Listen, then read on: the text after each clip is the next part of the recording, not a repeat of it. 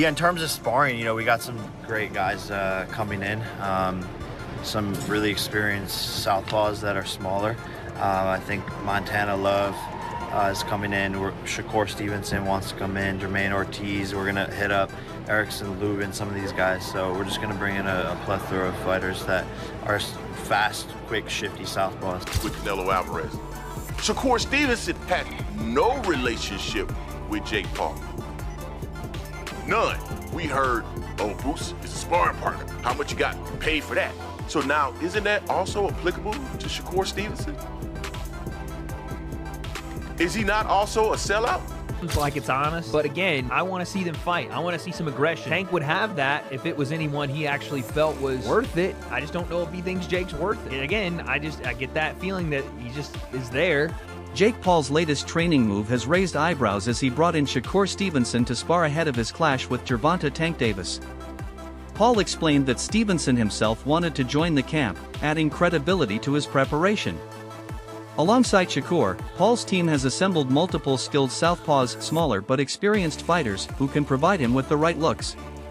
What makes Stevenson's involvement striking is the lack of any prior connection with Paul, yet Paul insists the sessions will sharpen him for the biggest test of his career.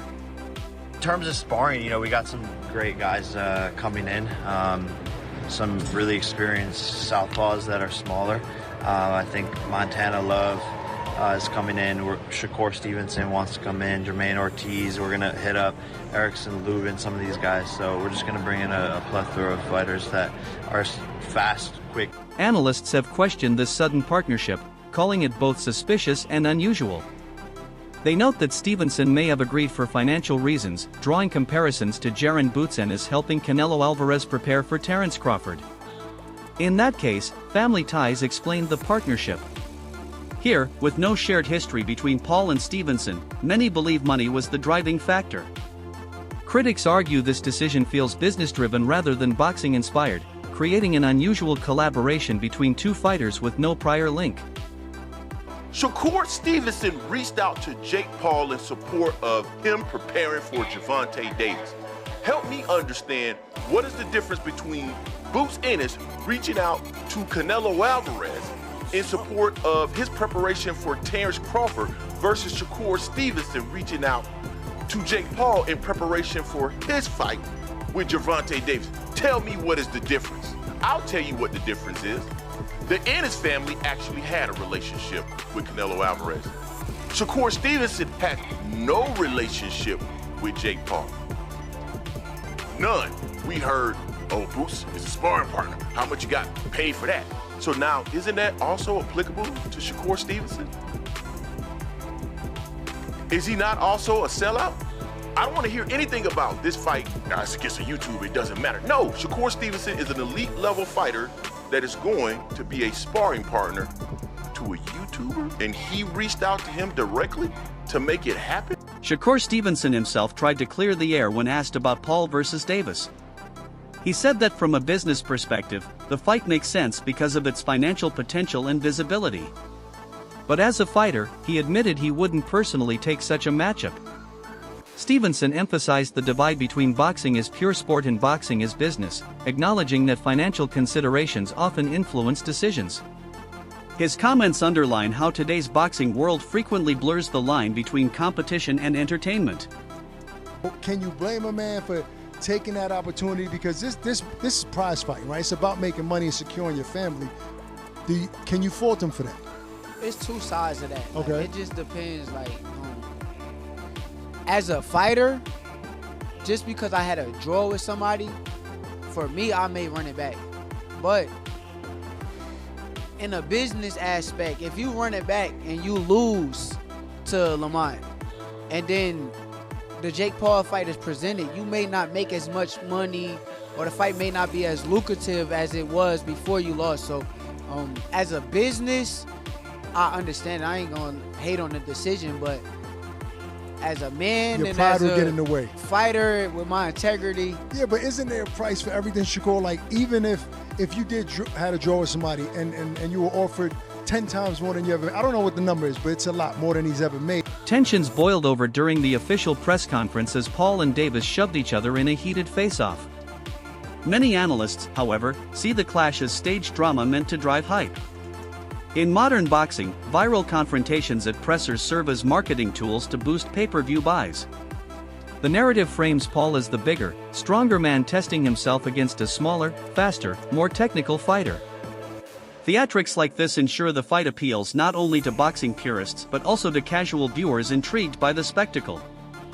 Yeah. Southpaw orthodox matchup, left hand down the pipe. You can even see here, I'm not even trying to do the whole body language breakdown, but you can even see Tank could get under that left hand because he's 5-0. He could roll under that left hand, and here comes the brick hand over the top. If he lands something like that in 10 ounces, I'm going to tell you this. Jake's 200 and something pounds. That's still going to hurt at the very least, and who knows what, because Tank's got ridiculous power. So Jake, a little sloppy on the push there. He got pushed. He wanted to get it back. There's something to be taken away from that, but lines up perfectly for a counter left hand. And you even see his promoter here is kind of grabbing his left hand because Tank wanted to let it fly. And Jake backed up a little bit. He said, oh, and Tank comes with that. Tank, man. Tank said, where I'm from, the bullies get bullied. All right, dude, there you go. Listen, takeaways from this thing, I don't know. Tank seemed to have a little bit more energy today. He seemed to be more lively. Him going back and forth with the media, with Jay Leon, with Jake, with Aiden Ross. There seemed to be a bit more energy today. That's all I really asked for. So in terms of, selling us on something, sure. Better job today from both guys. Jake, seemed a bit more locked in here with Tank as well. They had a little bit more fun. Tank going after Kisa was pretty funny. But listen, this doesn't change anything in my mind. The 10-ounce gloves doesn't really change anything to me. I mean, again, I think that's a bad idea for Tank, more so because even if Jake doesn't land clean, those are 10-ounce gloves, still going to hurt. Tank is still punching in gloves that are 2 ounces heavier than he normally uses, so I don't know how that's a win for him. The $2 million bet almost certainly won't happen, which I didn't think would in the first place, but Tank pretty much confirmed it. And we're all left with the same kind of idea that we thought about this to begin with. This is an entertainment exhibition that we know is going to draw a ton of eyeballs. I'm going to watch, and there's going to be great high-level competition boxing on the underneath card. And even in the main event, if something is to happen, if someone is to get knocked out, it will go mega viral, and both these guys are going to make a Behind the promotional chaos, insiders stress that Gervonta Davis is dead serious about the matchup. Analysts highlight his body language and training focus, suggesting he sees this as more than just entertainment. Beating Jake Paul could secure Davis not only a huge payday but also wider mainstream recognition. Experts warn Paul not to underestimate Tank the way he might have with older names like Mike Tyson in discussions. Unlike exhibitions, Davis is in his prime and dangerous. For Paul, taking this fight lightly could be disastrous. In this particular in the press conference, and you can just look at him and tell, like, no, this dude he's gonna get this money for sure, because there's so much money out there to be had. But Jake Paul better be not playing around, man. Not get cute, not play any games, don't hit him in the back of the head, don't rabbit punch him, don't do any of that stuff, man, because Mike Tyson. First of all, Mike Tyson, a lot of people think Mike Tyson was pulling punches on Jake Paul, and a lot of people think that Anderson Silva was pulling punches on him too.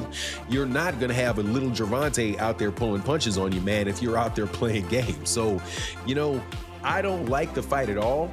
However, as far as it being an entertaining situation, I almost guarantee you that fight itself is going to be entertaining. That it's going to be something that you look at and you're going to say, man, everybody's going to watch it. Everybody's going to want to know what happens in it. But at the same time, it's kind of like what people think, when you see a car crash. Like, you're driving down the road and all of a sudden the traffic gets heavy and you're like, man, I'm going to be in traffic for a long time. And then you drive forward a little bit and then you see, oh man, this is some accident on the other side of the road and everybody just slowing down to watch. That's the type of entertainment that you can expect from this fight between Gervonta Davis and Jake Paul. There's going to be a lot of people watching it, but I gotta say, man, you really can't blame the guy on what he's doing. And there's a lot of criticism flying on Gervonta Davis. It's not Gervonta Davis's fault that boxing took this turn. Boxing commentator Showbiz the Adult argued that a Tank Davis victory would make him a hero in the eyes of many.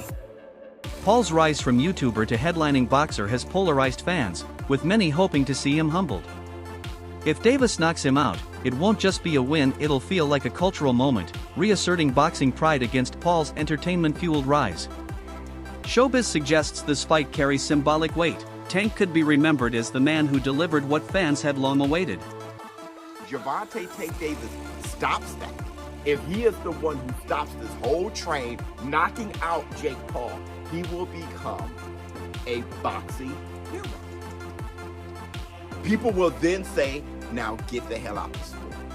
And I'm talking about from a fighter's perspective. That's what they're going to say. Now, it's not going to go on either one of their official records because it's an exhibition. But it doesn't matter because optically, visually, seeing that go viral, and I mean go viral, and Jake Paul will never hear the end of it. Help you up. We're going to help you up. We're going to see about it. Help you up. We're going to see. Because Gervonta Tank Davis is not only a real boxer, he's a real boy. He's 5'5". He's a lightweight. Skills pay the bills. Let him knock out Jake Paul, give him bandy legs, or knock him down. Gervonta Tank Davis, that moment will go viral, and he will be a far bigger, well-known boxer than he is today, and he will also be a hero. And that's the Black Dude Show. That you guys don't want to admit it. Don't bull jive. Think about it. He will be a boxing hero. It will go viral over and over. It's the same thing. No, not even the same. It's not even close. But there was a viral reaction when AJ knocked out Francis Ngannou. Anthony Joshua can dispose the MMA champion. When AJ knocked out Francis Ngannou in the first round, it was like, now get out of it. Former champion Timothy Bradley dismissed the matchup as an easy money fight for Davis. He believes Tank's experience and skill against elite opponents leave Paul with virtually no chance of winning. Bradley sees the fight as low risk, high reward. Paul's fame guarantees revenue, while Davis gets both the payday and the spotlight. For him, this isn't about Paul proving himself as a boxer, it's about elevating Davis into an even bigger star, with minimal danger inside the ring. Your innocence and say that it ain't fixed, because check this out, Tank ain't gonna lose this fight. Hell no. Tank ain't losing this fight. Too many holes. Man, Jake don't have enough experience. Yeah, man, this gonna be taking candy from a baby. You know, Jake is missing the rules. See, this is what happens when you don't grow up in the game. When you don't grow up in the game, man, at a young age, this is what happens. You know, you start reading your own press clippings. That's what Jake is doing. You know, fighting this lower level competition, and now he think he the ish. Now he think he the man. He ain't the man. You kidding me? He is not the man. Oh no, yeah, false sense of security. Now he trying to pick on small folks, right? You know, and I don't mean that in a bad way. Yeah, I'm just saying size-wise. Yeah, that's another thing, boxing one-on-one. You can't pay attention to size. Hell no, I told y'all it's the size of the heart, right? In that damn dog. It ain't the size of the damn dog, and I told y'all that, man. Yeah, it's the same thing here. And it's about the smartest dog. Tank too smart for him. Tank got too much boxing IQ for Jake, man. This gonna be easy. Easy. Like I said, man, Tank, please, man. Don't do this to boxing, bro. If there's anything, man, shoot. Man, we can put together some kind of like account for you, a GoFundMe account or whatever, bro. Analyst Paulie Malignaggi added that the fight's location, Florida, might be part of a bigger strategy to make Davis a household name. By defeating Paul on U.S. soil in a high-profile setting, Tank could expand his audience beyond hardcore boxing fans. Malignaggi noted that Paul brings attention, while Tank brings legitimacy. Together, the matchup could catapult Davis into mainstream stardom. Florida, with its accessibility to fans, media, and celebrities, ensures maximum visibility for the event. There's obviously a reason why the networks wanted to make Gervonta Davis a star. But let's look at it, and Robert, I want to ask you this. When you look at the numbers for Canelo, you know, his fight against Crawford, 41 million viewers. That's what they got.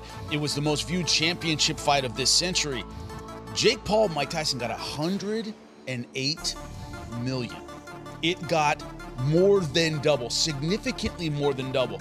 Is it the idea of the streaming services, Netflix, where they're following the numbers, Robert, and that's where the numbers are?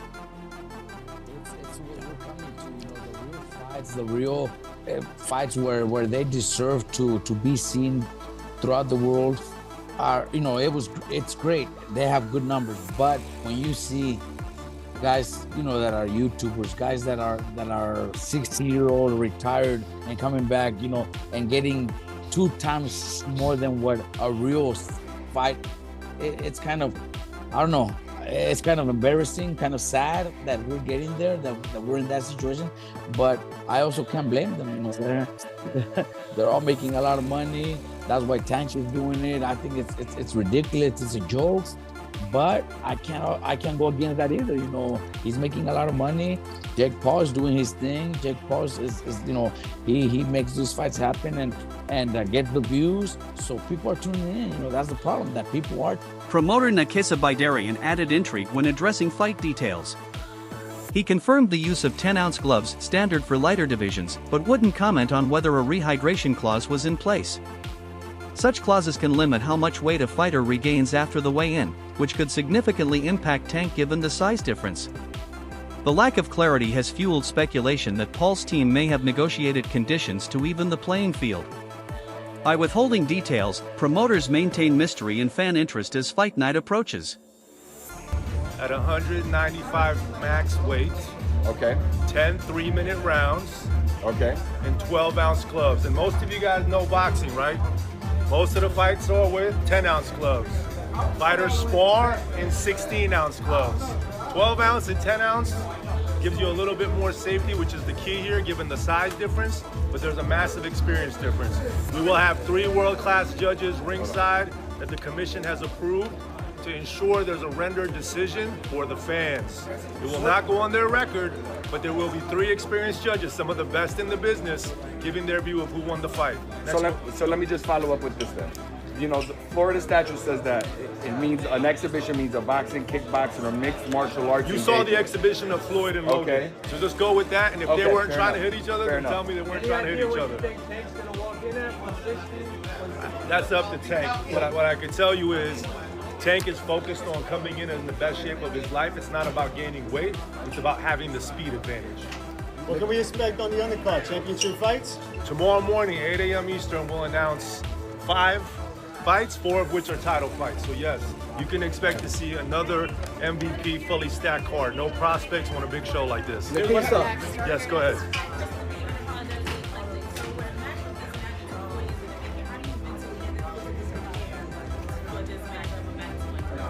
As in, how do the fighters prepare? You and the I mean, look, we started MVP 4 years ago with the mission to be fighter first, right? And I think like this event is exactly that. We're giving Tank a massive platform and opportunity for the world to see who that young man is. He's misunderstood in many ways, but at heart, he is a great human being who has a family and wants to do big things to make an impact on the sport and take care of his family. So we're excited about that. And in terms of preparing for this, it's no different than Mike Tyson, than Taylor Serrano. It's just another big event that's on a global scale. Is there a rehydration clause involved? No comment. That's all for today's breakdown. Stay tuned for more updates as this blockbuster fight inches closer.